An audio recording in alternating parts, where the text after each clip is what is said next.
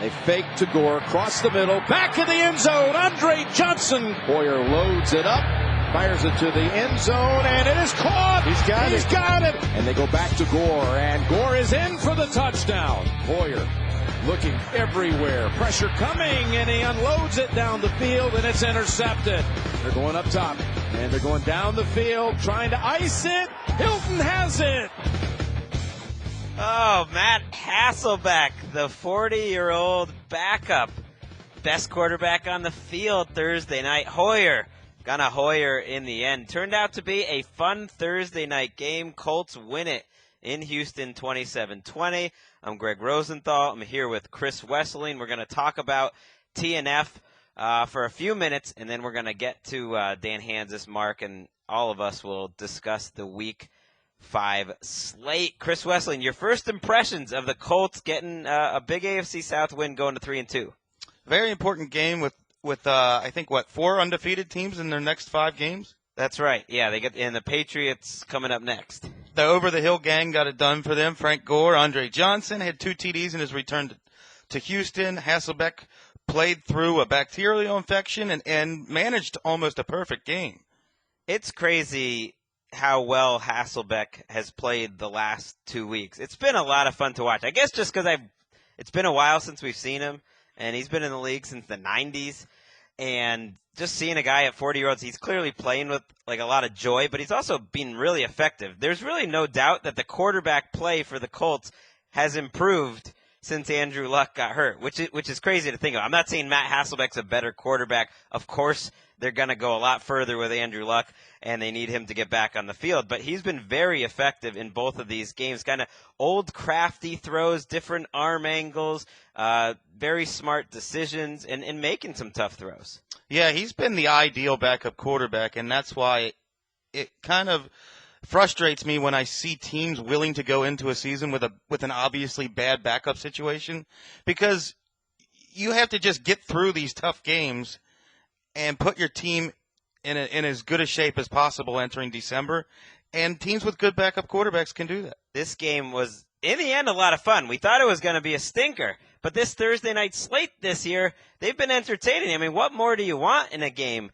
Came down to the end. Hasselbeck with the big throw to Hilton to clinch it. That came after Brian Hoyer's interception. And the game, to me, came down to the reaction shots throughout the game. The Texans sideline. The Texans sideline. Ryan Mallet taken out in very weird circumstances. It looked like he got hit in the midsection. He took himself out. He wanted to come back into the game about 2 plays later, and Bill O'Brien didn't let him back into the game. Hoyer hits a 3rd and long, and suddenly Hoyer's going down the field. They get a score, and Mallet loses his job that way. I've never really seen anything quite like that. He didn't just lose his job. He almost lost his mind. They caught him cussing on the sidelines. He was pouting throughout the game. Tanya Ganguly of ESPN, a beat report for the Texans, noted that Hoyer and Mallet weren't within, 10 or 12 feet of each other the whole game? No, Dan Hanzus is going to really miss Ryan Mallet. And I am too, as a starter. But he went out and You're going to miss him. Well, just the comedy. I'm not going to miss him. This game was only turned out to be good because they got Mallet out of there. But he went out in a blaze of glory. I mean, this was full Mallet. The shots, he looked like a brother who had just seen his other brother, just took his toy away. And he's sitting there with his arms crossed the whole game. And so that's going on. Meanwhile, Bill O'Brien had a couple great reaction shots during the game, right at the end of the game when DeAndre Hopkins had a big penalty against him screaming at Hopkins, and then the look on his face and him saying, "Why did you do that?" when Hoyer threw just the terrible interception to end the game.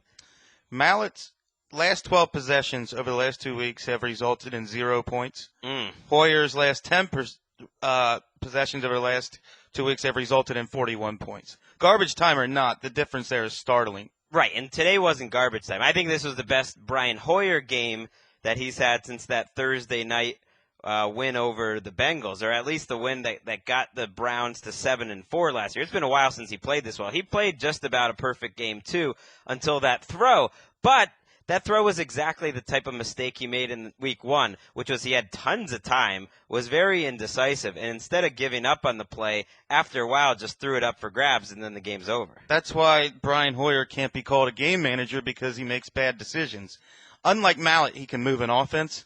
He just makes bad decisions, which makes him a bad quarterback. This is such a painful loss for the Texans to lose at home. If you can't beat the Colts without Andrew Luck at home, when are you ever going to do it? And they had to watch Andre Johnson, who hasn't done anything this year, come into their house, score 2 touchdowns, get 6 catches, go over 70 yards, have that type of performance. I don't think you could draw up a worse loss for a team than the Texans had. Well, they seem like they're down in the dumps because the quarterbacks are holding the team hostage. And, the defense shouldn't get off the blame either. They've been a sieve in the middle. Everybody has carved them up in the middle. And when you get pushed around by a soft team like the Colts, that's pretty noteworthy. Yeah, the Texans, I think, were lucky to be in this game at the end because they were pushed around up front on both sides of the ball. J.J. Watt got nothing done. The Colts ran the ball well. They protected Hasselbeck well. They got after the Texans quarterbacks a little bit better. At least they stuffed the run. Arian Foster with another forgettable game. So the Colts were the better team here. They're at 3-2. Texans at 1-4. And finally, the final reaction shot I really got to kick off was Andrew Luck just loving this game. He almost liked this TNF game as much as I did. Yeah, it was interesting to note the difference between his reactions and Mallet's. Oh, yeah, that's a good One call. guy wanted his team to do well. Well, it's good. The Colts, they're not a great team, but their defense has been fine this year. They're at 3-2. The Texans, I think, have we forked them yet? We have forked them, and it's good because they're not coming back from this. They might be the worst team in the league. They are. So we've said enough about them. I think let's get to the other teams playing this week. I'm going to send it over to Dan Hanzus. Let's start previewing some games. The Around the NFL podcast is under the spell of Fitzmagic. Welcome back to another edition of the Around the NFL podcast. My name is Dan Hanzus, and I am joined by a room filled with heroes, Marc Sessler, Christoph Wesseling, and Gregg Rosenthal. What's up, boys? Hey, Dan. What's happening? What a lie at the top of the show. What? About Fitzmagic. I am not under the spell. That does not speak for the entire group. Maybe for you, Dan, but not No, for anyone else. Obviously, no, not me. I know the Jets aren't going to win a Super Bowl this year. It's going to be 44 years and counting or whatever because of Fitzmagic. I think they have everything else in place except for the quarterback.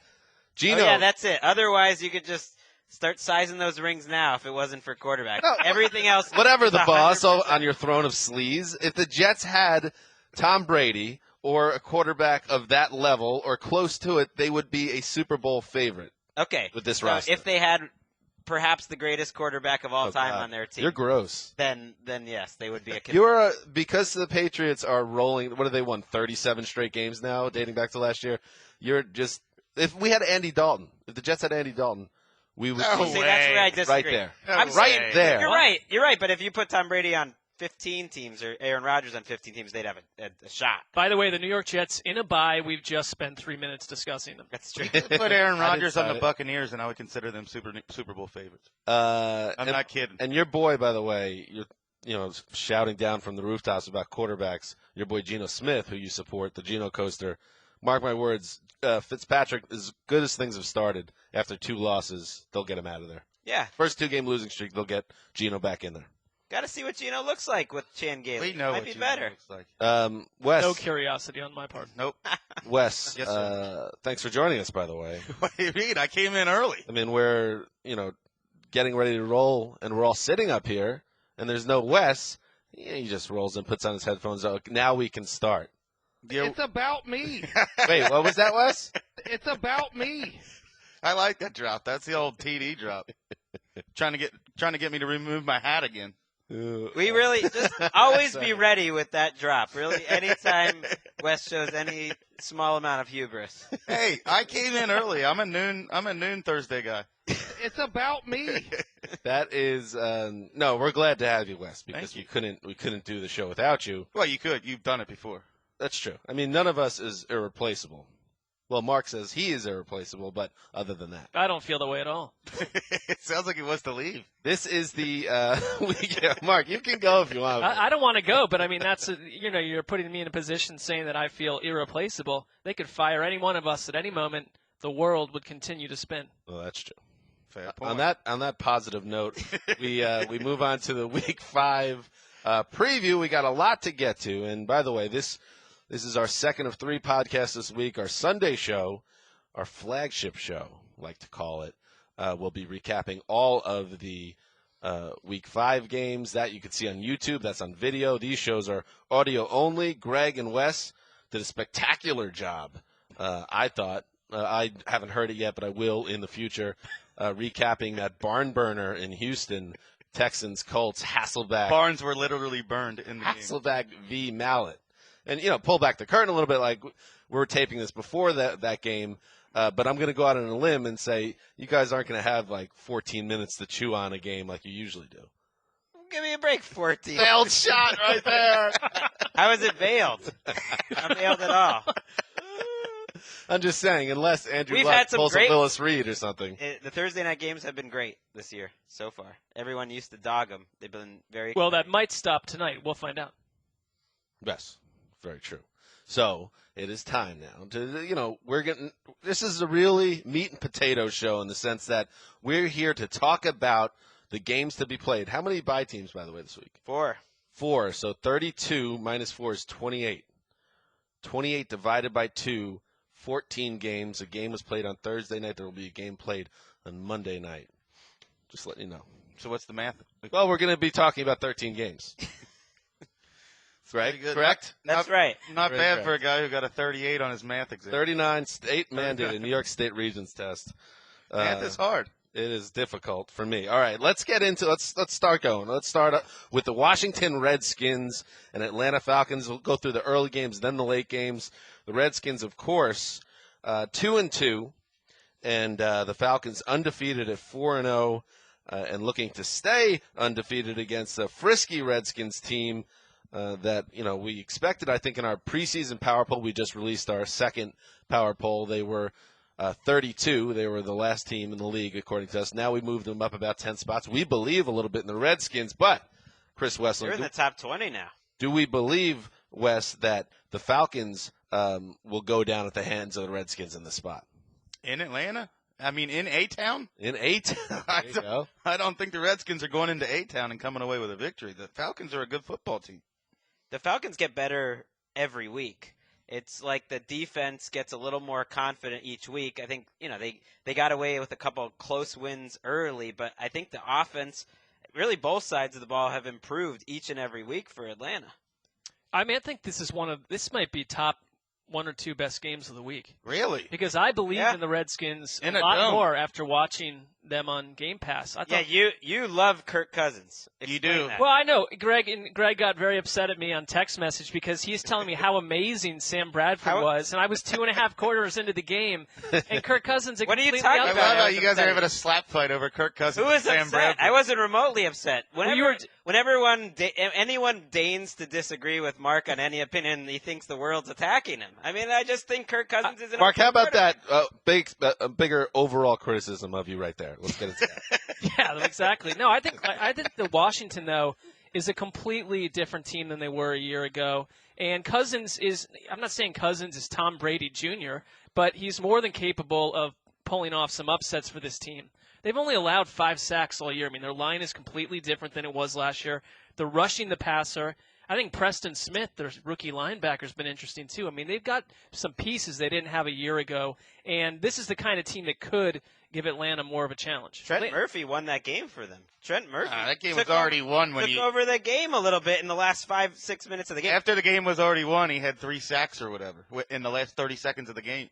He had a good fourth quarter before that. And I agree, though, Cousins and the coaching staff has done a terrific job. 41 minutes time of possession last week. I mean, they do exactly what they want to do, which is have these long drives, and they don't ask Cousins to do much. He almost never goes downfield, and when he does, it doesn't work out very well. But he hits those 3rd and 5 passes. He knows where he's going with the ball. They've been very good on 3rd down. In the running game, we've talked about. They've taken turns. Who's been good? Alfred Morris.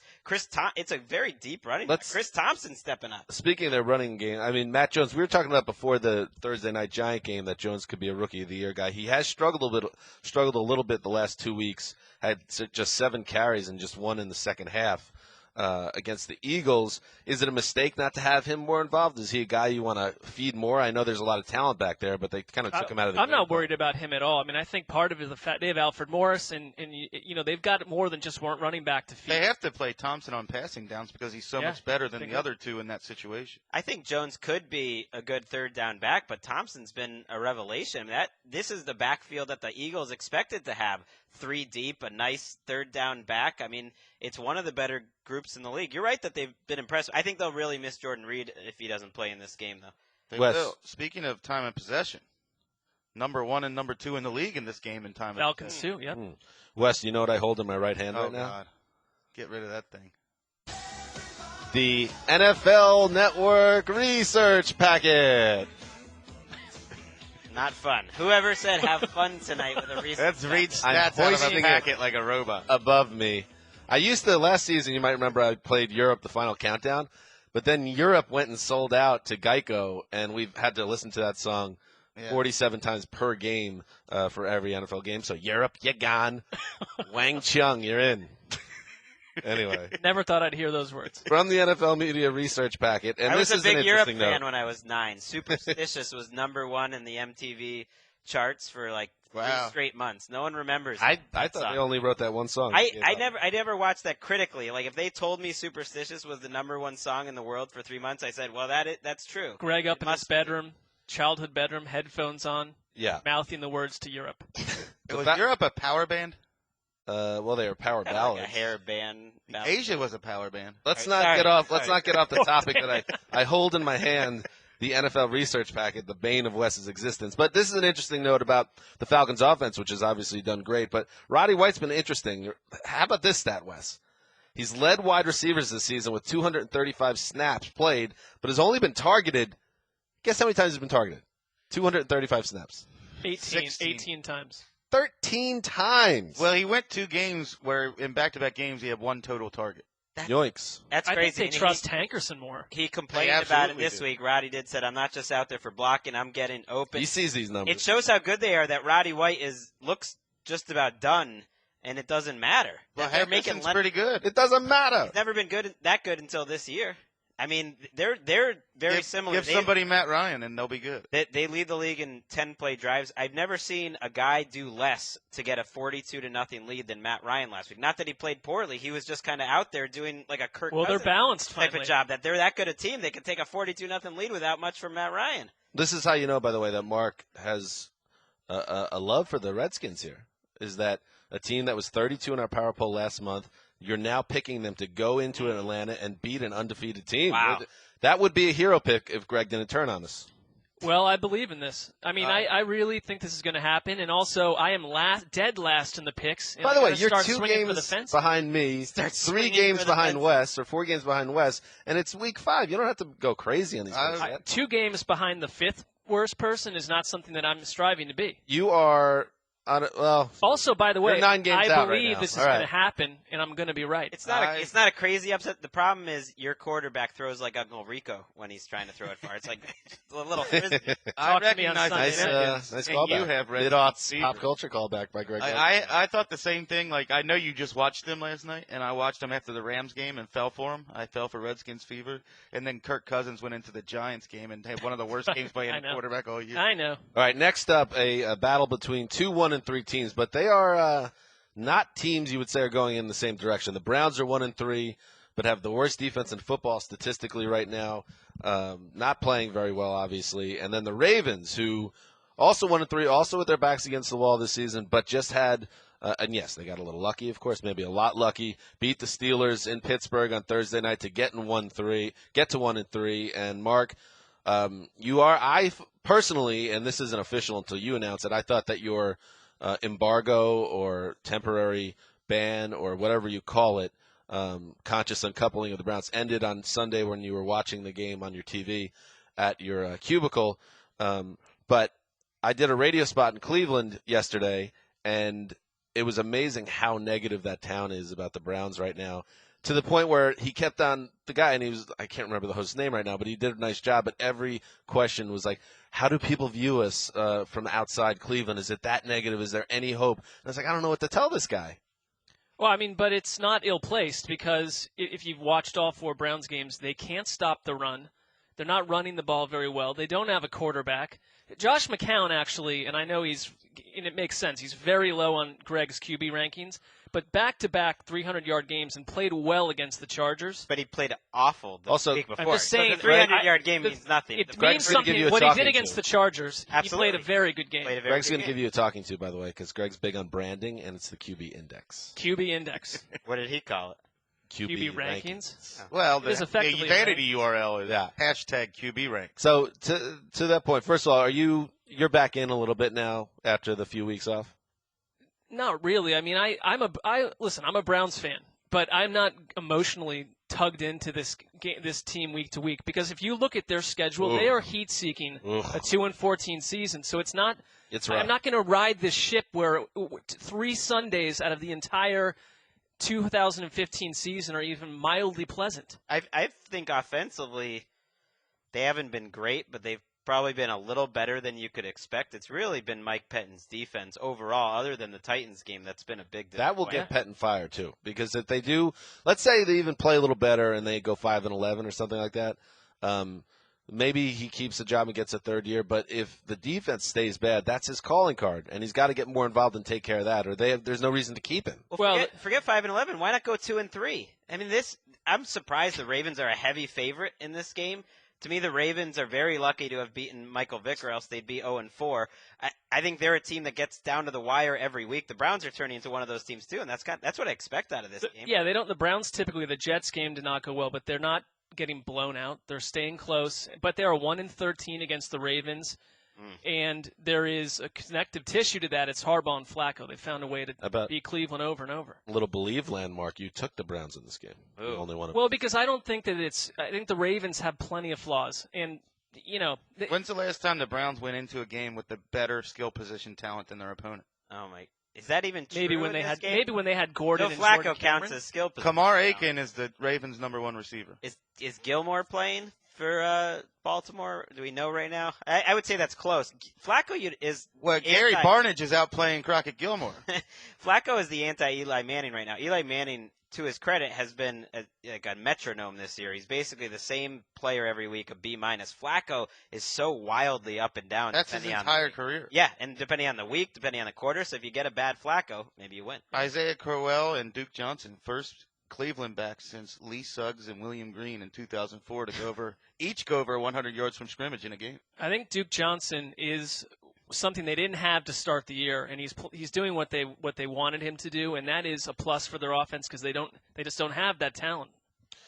Moving on, here's perhaps the game of the week. The Seattle Seahawks 2-2.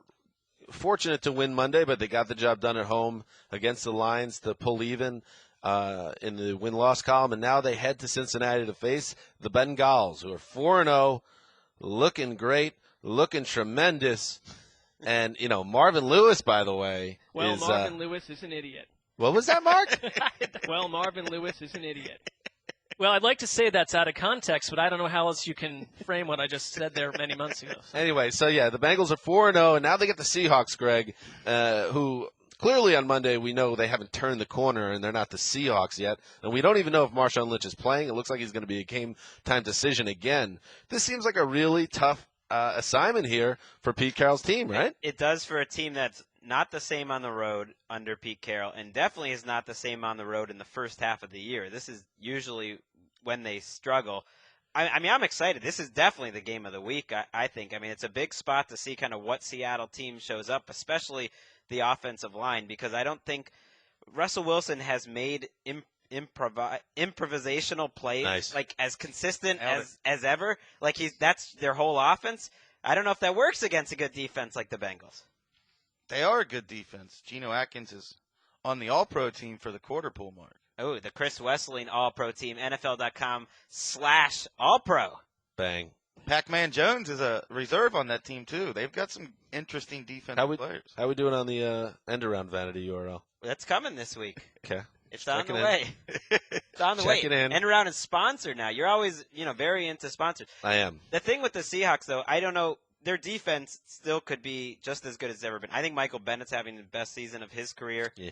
I think, we're calling the Broncos the best defense in the league. The Seahawks are looking like that defense. The thing you notice watching them, and you see with the Falcons, maybe it's the new Moneyball, is tackling. There was a big article about it last year, how the Seahawks teach tackling. They're like the best tackling team ever.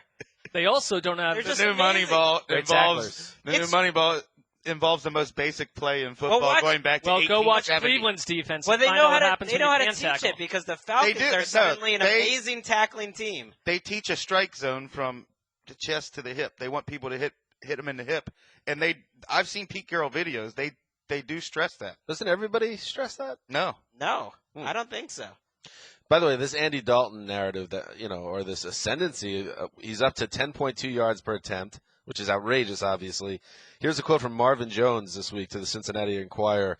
We're at a point right now where Andy really trusts us to be there. Even if we haven't separated from the corner, he knows we're going to get the separation. That's what it's all about. Just run and homie, go get it. First of all, I love the idea of Dalton, not that he said it, but being like, homie, go get it. Yeah, he definitely did not Big say that. flaming red hair dropping homie That's lines. exactly what's happened in their But past few games. it's amazing. This offense is fun to watch. They have a lot of Marvins on their team. You said it's your favorite team to watch. Yeah, I mean, Right what's now. not to like? Yeah. This guy, first of all, I have some Dalton leanings. This guy rising from the dead. Leanings. I have some leanings. This is a big spot. Rising for you. from the dead. Where is he on the QB index? Right now. Whoa! Number 5 in the football league. I brought it up in the Yeah. QB index this week that if this continues, we are going to have to think about the Dalton scale. I'm not ready to eliminate the Dalton scale because it's 4 weeks, but based on just these 4 weeks, Plus, didn't of the Wes season, invent it? You can't argue that Andy Dalton is, playing almost flawless. Hey, I think we you might can't have to eliminate change my it to the invention. Alex Smith scale. By the way, speaking of that, where are you, Wes, on the P scale if Andy Dalton hangs, 3 or 4 touchdowns on the Seahawks and they move to 5-0? I would be up to 9.8 because this game's a real litmus test for Andy Dalton, who his entire career, his bugaboo has been dealing with pressure, whether it's a big game pressure or pressure in the pocket. And this year he has not been pressured in the pocket whatsoever, so that's why he's playing great. I want to see how he does against the Seahawks. If peeing your pants is cool, consider me Miles Davis. 9.8. 9.8. Wow. I mean, that is If they win. Well, remarkable. to be clear, what is the scale even about in this case? It's about how scared I am that Westivus will be abolished by the Bengals this year. And west of this, of course, the annual tradition that the Bengals lose. It's my favorite explanation holiday. upon explanation. While Wes gets very hammered. You're still going to get very hammered, so it's still a party. It's only one time ever I did that. Wes does not believe that the Bengals will get this done. He thinks the Seahawks will improve to 3-2, as does Connor. Or I've seen the Bengals in this spot do it over and over. And no AFC North team has true. ever started 5-0. Yeah, I said at the end I tweeted at the end of that Seahawks game, it's amazing how many games like that they have won, and Seahawks fans, oversensitive, took it as a shot. I meant it as a compliment. I mean, they just have a knack for doing that again and again. It reminds me a lot of the early era Patriots. Every team leaves there thinking we should have beat them, but it doesn't happen. Or That's the why they're late the 90s Seahawks. New York Yankees. Yeah. I like that. Moving on from one undefeated team to another, the Green Bay Packers at 4-0. Now welcome the St. Louis Rams at 2-2, coming off a great. Listen, Wes didn't think much of it, let's be honest. He thought the Cardinals basically gift-wrapped them the game. But at the same time, the Rams, that's a big win on the road to get to 2-2. And now they got an even tougher task at Lambeau Field where the Packers are nearly invincible. Chris Wesseling, what are you seeing here? I see a blowout because that's what happens in Lambeau Field. Blowouts. I mean, the Rams, they should be very proud of what they did. And what's going on in Indy with the front office divide, that can't be happening in St. Louis because every part of their plan is coming together right now. You draft Todd Gurley, you draft Tavon Austin, you trade for Nick Foles, you build this great defense with all this talent, and that has to be the most inspiring victory of the Les Snead Jeff Fisher era, last week's victory. I agree because I don't think the Cardinals gift wrapped it at all. I think it was a game where the Rams really played their A-plus game. The Cardinals played a B, and Foles made 4 very difficult throws. I mean, every play that he made that won that game, the deep pass to Austin, the touchdown at the end of the game against a perfect blitz, I mean, he dialed up a beauty. You have to just give them a lot of credit. And I also give credit to, on the defense, the players that don't get a lot of attention, which was the back 7. I thought the cornerbacks are very aggressive, and that's why I think they have a chance in this game. I also maybe thought a little more highly of the Rams than you did coming out of the Cardinals game. I didn't think the Rams played a great game. The Cardinals are just the Cardinals, I came out of that game thinking they're even better than I did the week before. The Cardinals are a team with no flaws. Well, I mean, everything changes for the Rams, though. If, 2 weeks ago you had Benny Cunningham and Trey Mason, if Gurley becomes this player that it certainly looks like he could be, Nick Foles is in a much better place. All your receivers are in a better place. They're going to stay on the field longer and give your defense a better chance to win. That's the key. That's their only chance, really, with Aaron Rodgers. And, by the way, from the NFL Media Research Packet, Aaron Rodgers is 41-9. Career starter at home at Lambeau, 129 touchdowns, 22 picks. Breaking news here. We needed those stats. We didn't know Aaron Rodgers was good at home. Just, that's just a reminder of what they're up against here. And, by the way, we talked about Jeff Fisher, or we talked about how Aaron Rodgers, or Wes, you said, how he's taking his game to another level, including snap hard counts and getting teams to jump off sides. Jeff Fisher using an air horn this week to simulate Aaron Rodgers' snap count. Oh, that savvy Jeff Fisher. He's just counting down the days till L.A. I think it happened in a team meeting, too, to wake them up. I'm not kidding. No, I think we're going to be alert this week, and he blew up a meeting with an air horn. We've got our headlines from the future every week like on Fridays on NFL Now, if you folks ever watch NFL Now. And my headline is the Rams, take care of business in this game, pull off another big upset. That's a weird headline. So that's not the headline. But also, that sounds a lot like a pick, and you retired from making picks, or quit, I should say. I'm contracted to make a headline from the future, and that was just what the future showed me. All right. Amongst the people that are still picking games, we all pick the Packers. Moving on, the Chicago Bears are 1-3, got a win against the Raiders at home with Jay Cutler. A gutty, heroic performance by Mr. Cavallari, getting the Bears in the win column at 1-3. Now they go to Kansas City to face the Chiefs, and I would say that the Bears are in a lot of trouble. The Chiefs are a great home team. The crowd is great and all that stuff. But the bottom line is the Chiefs have given up 30 points 3 straight weeks. And, I kind of still think this team is going to be okay, and they just got banged by the schedule a little bit and some bad luck. But at the same time, I'm not going to go crazy. You're 1-3, and you've lost, 3 straight games. They didn't give up 30-plus points once last season. I mean, the defense is fundamentally not where it was a year ago. Some of it may be the schedule, but you sort of are who you are on some level. And they're just, Broncos, Packers, Bengals, and back-to-back weeks. That's rough. The Broncos offense is not a hard matchup. I mean, the Broncos offense overall is a below-average offense. None of those teams has lost a game.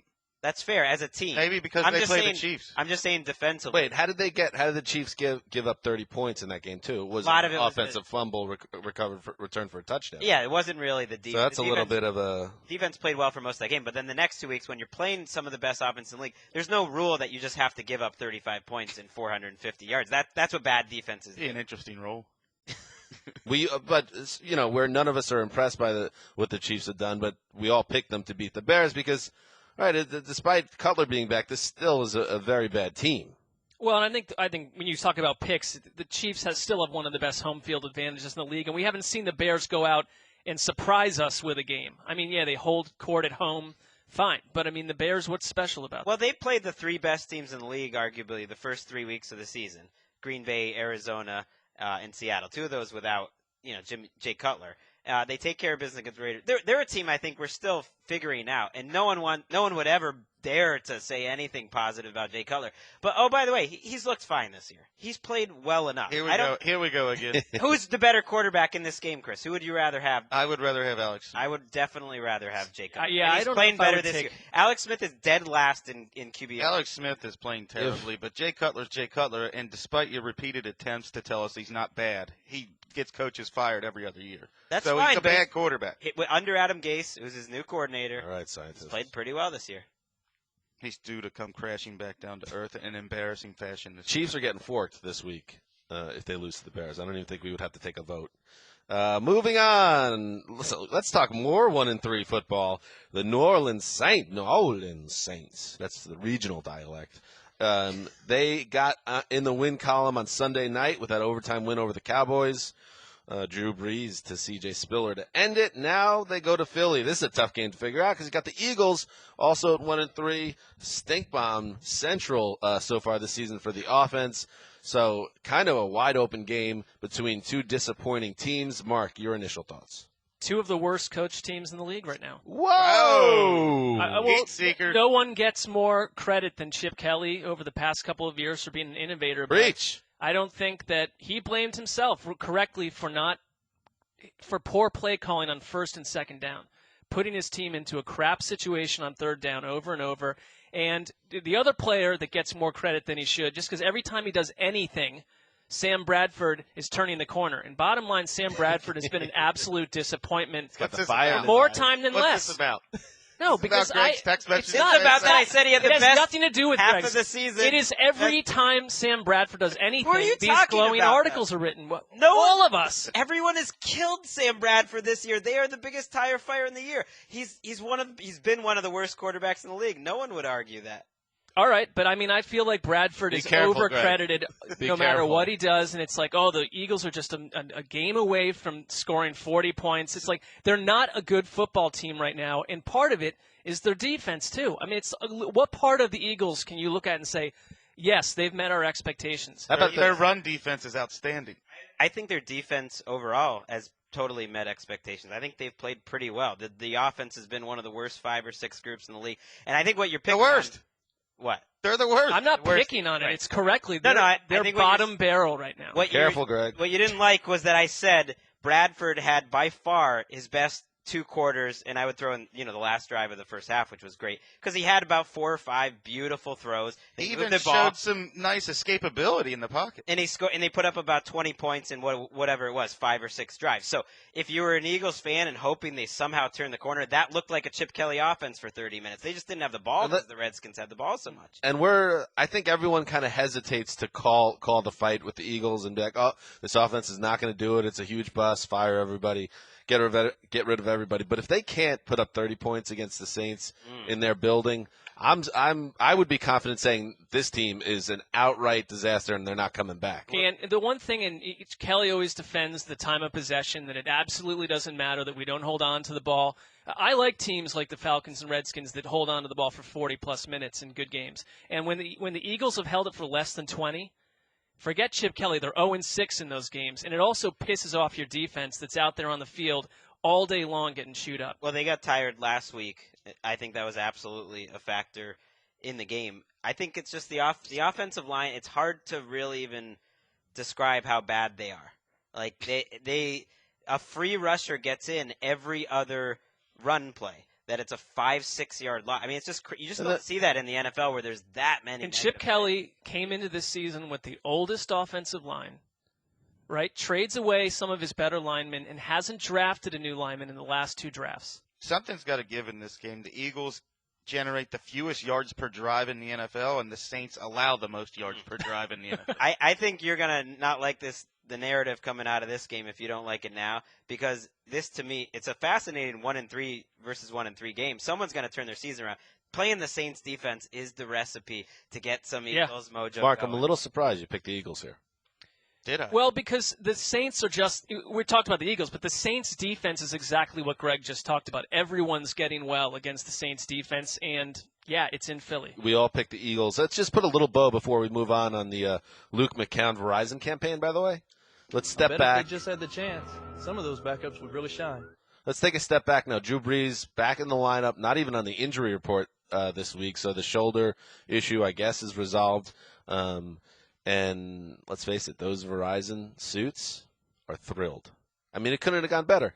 Not only did Luke McCown come in and he got all the pub and all the publicity and all the positive vibes. He played well. They didn't win, but he played well. Now he's back on the bench, and he proves that the Verizon backup generators That's true. can do the exact same thing that Luke McCown can do, which is be competent and dependable if needed. Kudos, Verizon. Went perfect. I'm sure Drew Brees saw some of that money. Campaign. I'm getting emotional. Moving on. Oh, you want to talk more 1-3 teams? Because I got more for you. The Jacksonville Jaguars are 1-3, and now they face a 1-3 Tampa Bay Bucks team. Oh, this is a terrible game. This is just bad. I like watching the Jaguars. I don't know why. Can't talk myself into this one. Greg, I'll let you.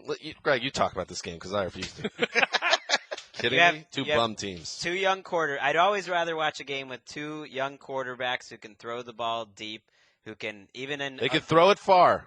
Great. No, but they do. Every game Bortles has, even his bad ones, I think he's showing progress, and I think he puts up 4 to 5 plays a game that are really impressive and a lot of quarterbacks can't make. And you could really say the same thing for Winston, who's quietly, I think he's been about what you would expect so far.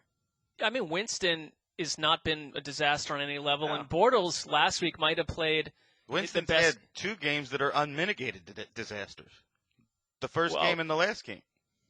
I would say that Winston, part of the problem is you've got one of the worst offensive lines in the league in front of you, and that's probably true of the Jaguars too, which isn't good for either young quarterback. Bortles last week looked good to me, I thought. I don't know if that's true about the Jaguars. Like, that's the reputation, but this year at least, I don't think that's been a huge problem. I definitely have I have Bortles fever. I mean, I believe. Still. I believe it's been that, a case that's been chronic. That he's going to make pretty well last week. I believe that he was going to make the leap. Connor wrote that piece, but I would have written it if he didn't. And so I'm watching him closely, and I like what I see for them. I'm not that excited to watch this game, but I do think the Jaguars will be frisky if they get Julius Thomas and the albino tiger back in the lineup because I don't think their they're getting weapons aren't that Thomas. good. Thomas, he has not been cleared yet. He got cleared for limited practice and has finally started catching passes. He's got the cast up. Got the cast up, but he's still not fully cleared, so I think more likely we'd see him the week after, but he is going in the right direction at least. I have unless anybody else has something to say on this game, I have a bit of a Sessler.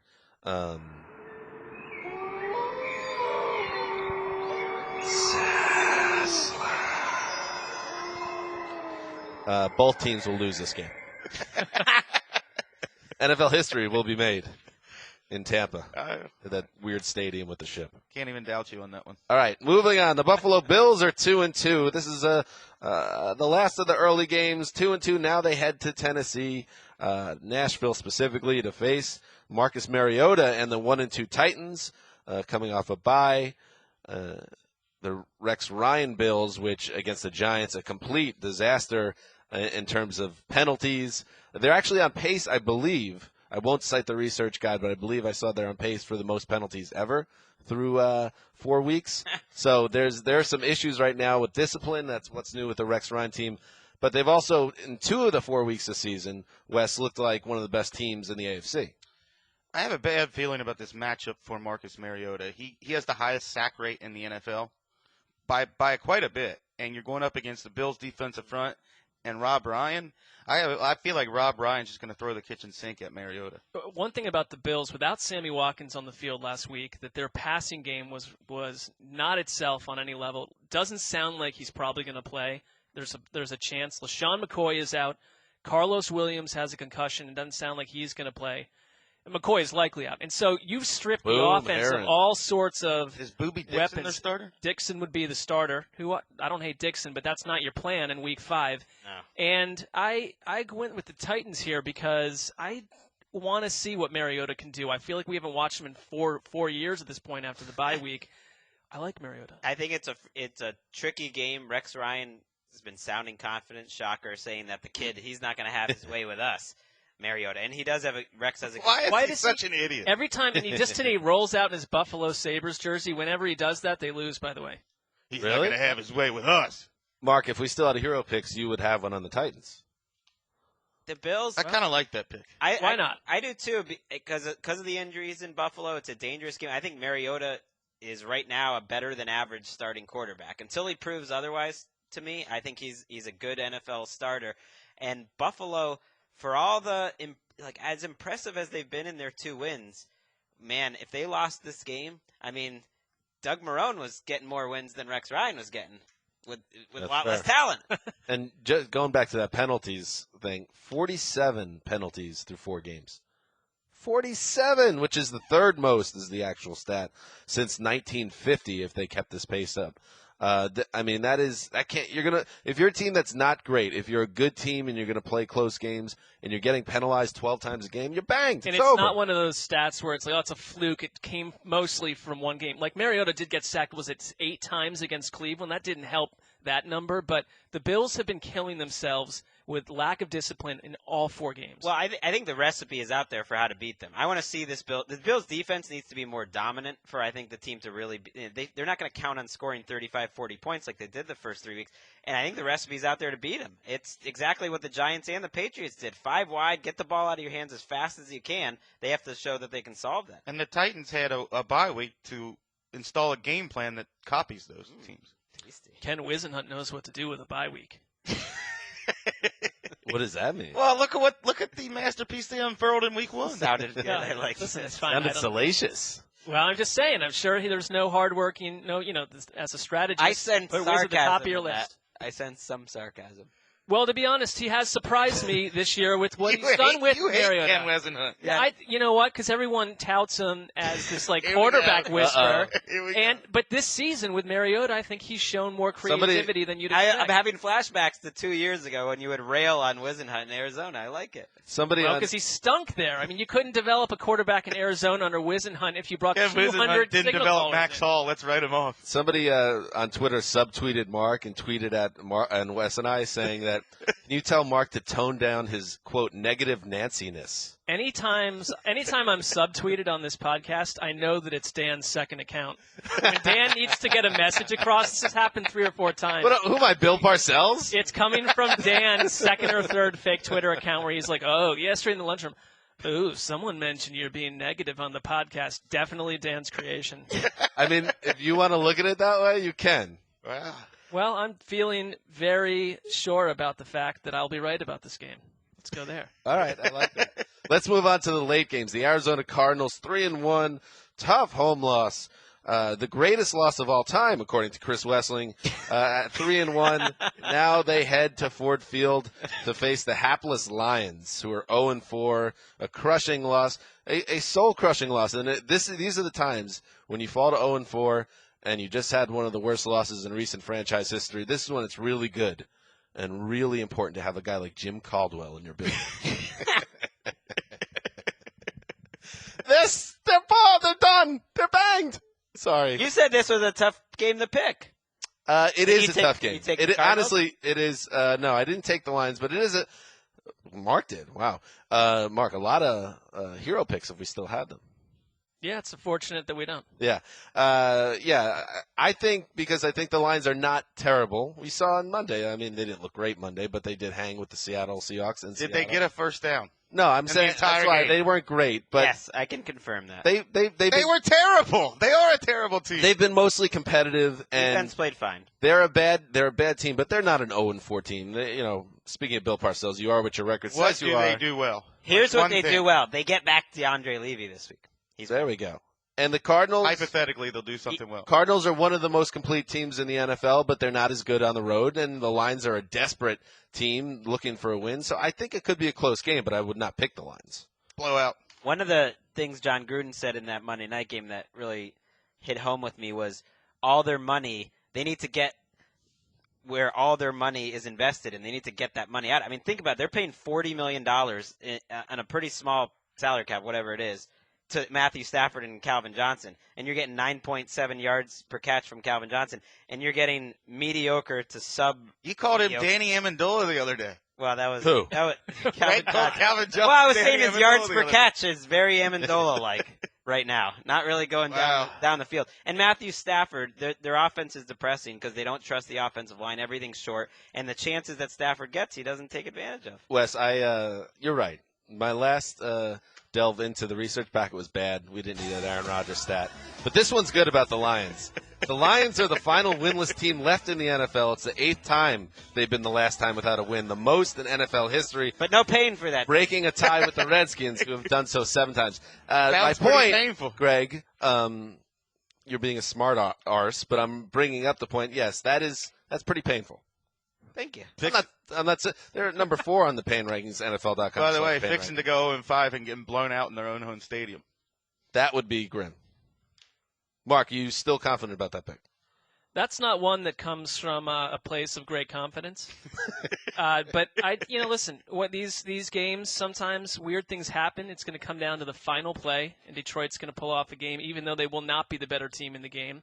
Mm-hmm. But and part of it is if that ever happened, we picked the Cardinals as team of ATL. They cannot, since crowning them with that honor, lose 2 in a row. So Wes better be right. It's almost disloyal that you're picking against them this week in a game they should. It really is. If you look at how my picks have gone, you should look at it reverse. Because it's absolutely telling you that Arizona's going to win. By the way, Mark, you're being very hard on yourself with these picks, but you did finish 3rd in the nation a couple years back. So you could come back. I don't know why you. It almost seems like a little bit of a panic move this week with some of these picks, but why don't you just trust your gut on these? That's what I've done. Okay. What about the week you picked all home teams? That's what I did not do that week. All right, let's go to this would be what CBS would call the game of the week. The Phil and Jeem Nance game, the New England Patriots against the Dallas Cowboys on CBS. 3-0, the Pats coming off their bye. 2-2 Cowboys. Still Brendan Whedon prominently involved. That's depressing. Some news. Deion Lewis, your boy, Wes. Oh, yeah. Got a 2-year extension, so the Patriots obviously see that this is a guy that's not going to be a 1-month wonder. They paid him nothing. He needs a new agent. They gave him a $600,000 signing bonus just for playing well for 4 I'll take games. it. I'll take it. I hear you. I like that kind of party. That's like the contract Danny Woodhead signed where he was wildly underpaid. The contract Wes Welker signed where he was wildly underpaid. They give these contracts, once they see him for like 3 or 4 games, they know they'll take the short money. Deion Lewis could be a top 10 back. That's a credit to that he could be organization injured tomorrow. I hear you. because they see it. They know once they see it, and they can get in on it before. It's basically like, here, I'm going to give you more money than you've ever had. You sure you don't want to take this? But they're smart people. They know these guys are going to be good for the next 5 years. Yeah, this guy probably pondered the fact that his football career might be over a year ago. Sure. And we kill people like Brian Hoyer and bad players that ultimately aren't what we thought DJ for Rocky. not taking the money when they could. And that's what Deion Lewis did. It's not a fortune, but how is this not a win-win? The Patriots reward a player who deserves it, and Deion Lewis gets $600,000 in his pocket. I hear you. It just seemed particularly low. I would have expected 2 for 5. Patriots didn't have to give him anything. 2 for 5 would have been a wild deal for them. Greg's didn't have agent to does give him not anything. buy into that philosophy. He's holding out for more money, Greg's agent. And on the other side, this Greg Hardy's an idiot, by the way. Yes, he is. I mean, he Where has. is he on the human decency scale? He's at a 2.1. We talked about that the other day. Would have been 1.1, but he was a guest on the podcast way That back in the day. It was a jumped him up. long time Well, ago. and it was not a very special segment, so it didn't No, help he him. was good. Yeah, but he came off suspension, a 4-game suspension on Monday. On Wednesday, he met with the media for the first time and immediately mentions that he's looking to go guns blazing back into action this week. Is asked about seeing Tom Brady, and he invokes the great Giselle is the proper way to pronounce it, and says, have you seen his wife? I hope she comes to the game, and her sister too. Just kind of creepy dude humor stuff. He's just a bad person. And not with zero awareness that he just came back from a suspension in which the league found after a 2-month-long investigation that he needed to go away because he was involved in a domestic violence incident that, by the way, also involved guns. So, good job, Dallas Cowboys. Way to get in bed with a monster, basically. You're absolutely right in everything you say, and yet I bet Rod Marinelli and the coaching staff, they're thrilled about this week because they don't have Randy Gregg. They love Giselle too because they have him back. They have Rolando McClain added to what's been a decent linebacker group. And Sean Lee was cleared to practice on Thursday, and it looks like he has a good chance to play. So it gives this defense, which played well the first few weeks before injuries hit, at least a chance to slow down the Patriots and hang in this game. No? Oh, good for you. You got a few This is nice gonna get players. ugly. I'm just saying. Patriots lead the NFL in touchdown percentage, field goal percentage, red zone percentage. They basically do whatever they want on offense. You think the Lions are the home team that's going to get blown out this week? I think it's going to be the Cowboys. I think we're Why talking. can't it be both? It could be, but I'm thinking 40 burger and Brady keeps rolling, and this could be a Just historic do it. team. Predict a 50 burger. You're good at it. I won't do it because I don't think he'll do it, but I think a 40 burger is All coming. right.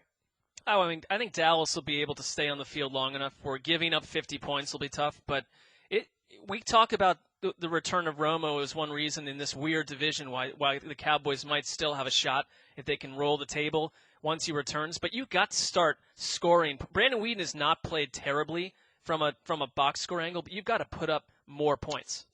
They have a really weird split going on with their running game where they're averaging over 5 yards a carry in the first half and then around 2 yards a carry in the second half, which is just bizarre. I think Randall has 4 total carries in the second half of the last 2 games. Well, maybe that's part of the problem. And they say they're going to keep him. Losing Lance Dunbar for the season, which It's a big loss. is a big loss for them.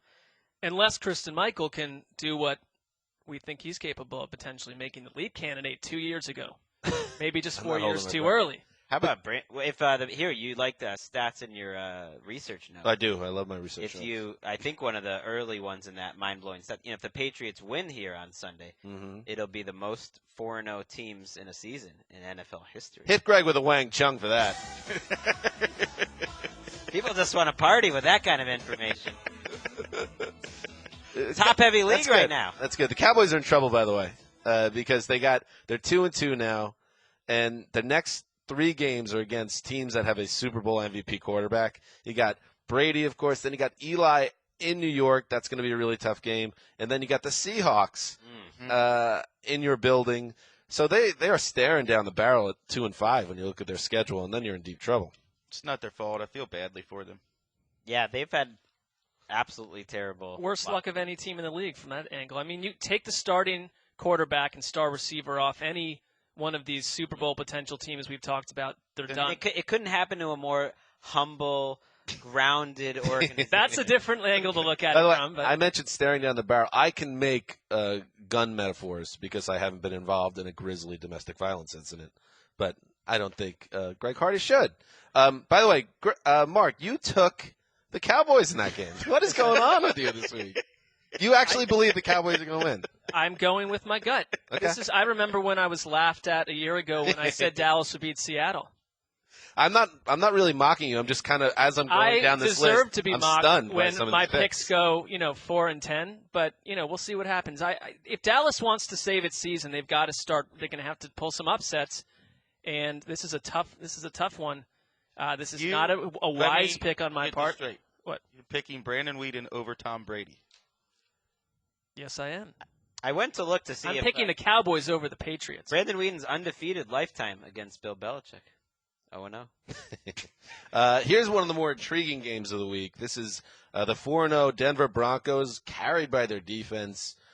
Peyton Manning just along for the ride so far against the 2-2 Oakland Raiders, a frisky team that I wanted to get excited about, I wanted to believe in, and then they couldn't beat the Chicago Bears and a limping Jay Cutler. So they fell to 2-2, a chance to get to 3-1, and now they have an undefeated team coming into their building. I do not like how this feels. Greg, how do you feel? I think this Broncos defense is so good that you're going to have to be a special offense to really move the ball against them, and I think you'll have a similar game to last week. I don't think Peyton Manning will make the same mistakes, but he's making a lot of mental mistakes. Rewatching that game, he struggled again in that game. I mean, Sam made a Monson wrote terrible something pass Should have been against on them. PFF about been that. picked 3 or 4 more times. He, in addition to the physical issues he's having, of course, some bad decision making, which you don't expect. teams are blitzing them with impunity. And They he's should. not making them pay at Because all. Manning is rushing throws and he looks panicked. He's made some nice throws. I don't think it's all about his arm strength. It's just maybe his adjusting to his new reality that he's forced to passes. He doesn't move well.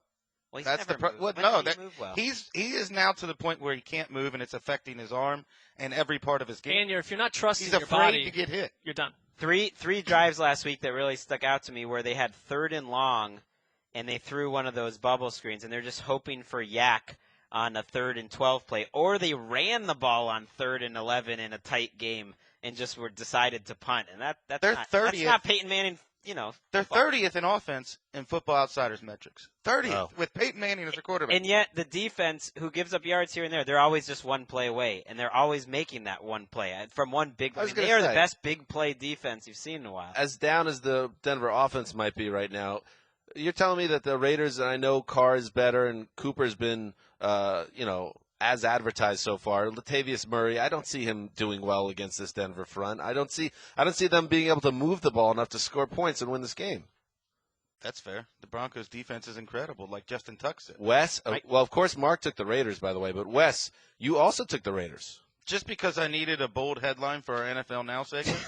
Wow. So it was very self-serving. I wanted to write Black Hole Sun. Oh, well, that was worth it then. Manning sent reeling by Raiders. My reasoning was no more That's really good. Knowledge-based than that. This has nothing to do with anything, but whatever happened to Cody Latimer? That's great. Benny Fowler is ahead of Cody Latimer right now. Peyton Manning doesn't trust him to be where he's supposed to be.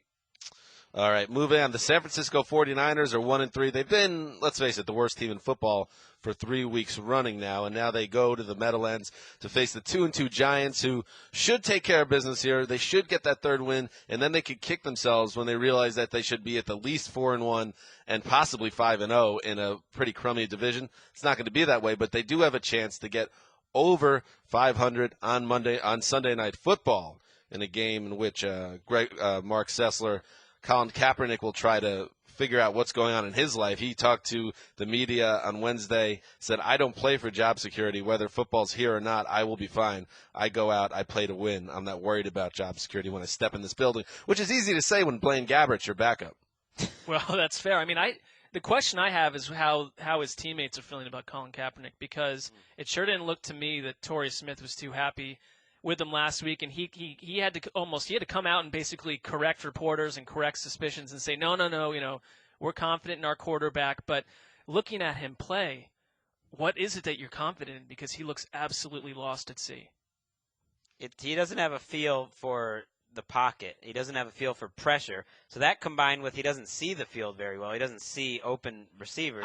That's a rough combination. He's a great runner. I found it fascinating that Jim Tomsula acknowledged to the media that he had a conversation with Kaepernick after Sunday's game in which Kaepernick acknowledged that, that game against Arizona was so bad. I was so terrible in that game that it directly led to how bad I was against the Packers. So there's some head games going on with him right now that he's got to take care of, or this is not going to get turned around. We got to give credit to Greg's boy Spags here and the Giants' run defense, which is incredible. They've allowed the fewest 10-yard runs in the league this year. Jonathan Hankins is playing great. Kerry Wynn comes out of nowhere to be playing as well as any defensive end not named J.J. Watt, really. Wow. That's some Kerry Wynn. Well, he's not getting to the passer, but he's shutting down run games. He has looked fantastic. They haven't, faced a murderer's row of offense, but this is another one where I didn't think they'd be a defense that could even control bad offenses like the 49ers, and I do think they'll be able to control this game. I mean, Carlos Hyde is missing in action. I feel for Hyde because he looked in week one like a running back we'd be talking about all season, and now it's like defenses, they know that they can't get anything done through the air, so Hyde said, I'm just seeing stacked boxes. Kaepernick struggling is more depressing. It has to be so depressing for a 49ers fan. Because now it all just feels hopeless. If you would have told us at the end of 2012 that the rookie of the year who beat out Andrew Luck would be the number 3 quarterback behind Colt McCoy, and the starter of that Super Bowl who put up 31 points in the Super Bowl would be looking like one of the worst quarterbacks in the league. Craziness. They're back to the pre-Harbaugh era where they don't think they have a quarterback and they don't know if they have a coach and they're losing most weeks. And I'm not going to feel too bad about the 49ers. They had Joe Montana and Steve Young back-to-back, but at the same time, 30 years ago at this point. I mean, it's, time's passing. By the way, for all of us. Connor time keeps marching. Take us all one day. What if we had to say, you have to be shackled with one franchise quarterback for the next 10 years. Is there 10? The list of people who are more depressing than Colin Kaepernick isn't very long. You're shackled to that guy for the next 5 or 10 years. Geno Smith? I mean, like, he's not a franchise quarterback. Well, it depends. Oh. Yeah. Okay. So you can't pick like Alex. Is Jay Kane. Cutler on this Colin list? Kaepernick's just so hard to watch. Well, one of these guys that got one of these contracts in the last couple of years, he's got to be at the top of the list. But Cutler maybe is number one. I got to look at the specifics, but I don't think they're going to keep Colin Kaepernick. They can cut him any year. He's a year-to-year You know who I contract. don't want? If it doesn't change, he's not going to be there now. I got the answer. I do not want a 50-year-old Peyton Manning on my team. But you did 3 weeks ago. RG3? Well, I wanted 39, but I don't know if I want 50. That's 50. By the way, Connor Orr, who used to cover the Giants, so he knows that franchise well, knows the inside of that building. He thinks they're going to lay an egg, and the Niners are going to steal one, which would be kind of very Giants for Kaepernick to kind of find himself and pull off something late in the game. But I just don't see it. Neither do the rest of the Around the NFL crew.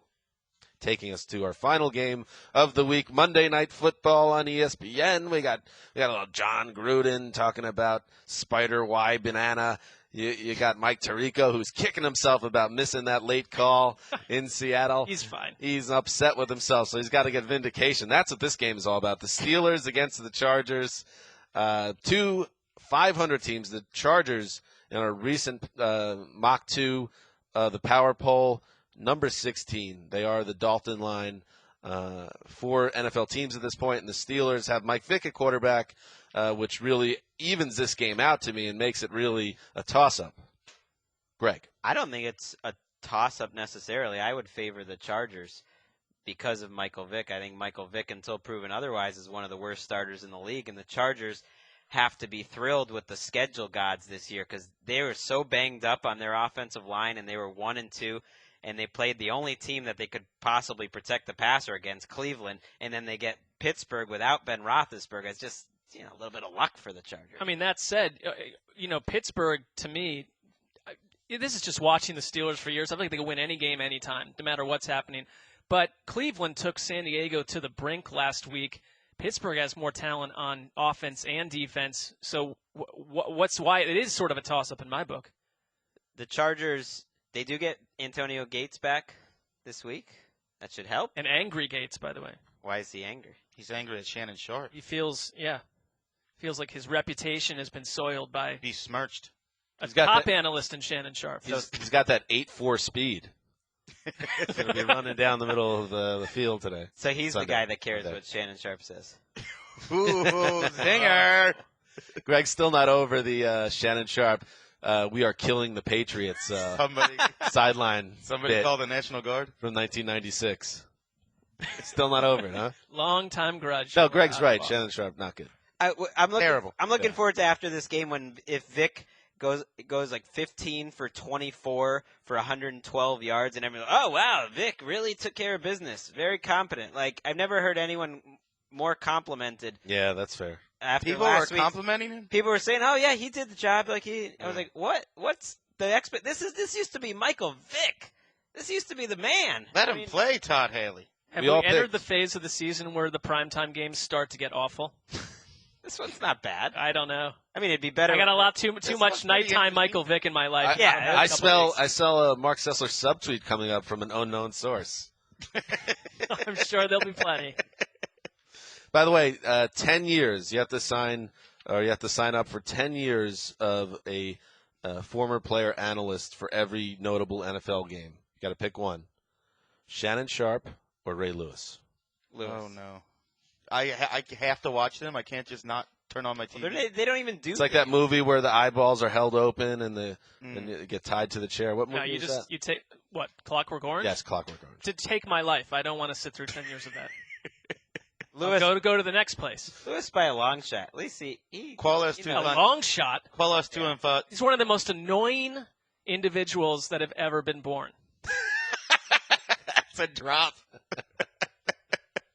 Ray Lewis. Yeah, that's a tough one. Shannon Sharp would be my pick, but Qualos 2 Fantasia. Listen to Shannon Sharp for the next 10 years, or Colin Kaepernick is your franchise quarterback.